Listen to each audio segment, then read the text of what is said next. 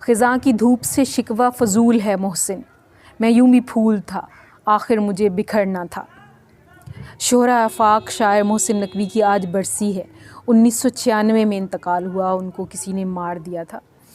और उनकी शायरी के बारे में अगर आप देखें कि उनकी शायरी में सबसे नुमायाँ वो गज़ल के शायर कहलाते हैं, लेकिन बहुत से अशार हैं और हर शेर एक से बढ़कर एक।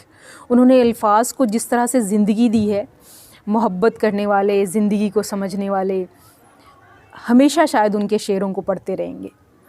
उनकी गज़ल के कुछ अशार हैं जो मुझे याद हैं, मैं उनको ट्रिब्यूट पेश करने के लिए as a poet of Urdu वो पढ़ूँगी और आपको भी सुनाऊँगी। उम्मीद है आपको पसंद आएंगे। जब तेरे गम में जिया करते थे हम भी चुपचाप फिरा करते थे।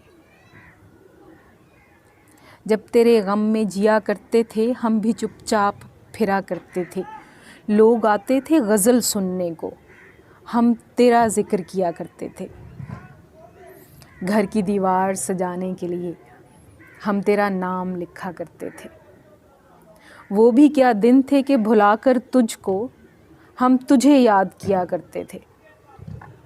कल तुझे देख के याद आया है हम सुखनवर भी हुआ करते थे। कल तुझे देख के याद आया है हम सुखनवर भी हुआ करते थे। नाहिद अख्तर को दीजिए इजाज़त। अल्लाह ने के बाद।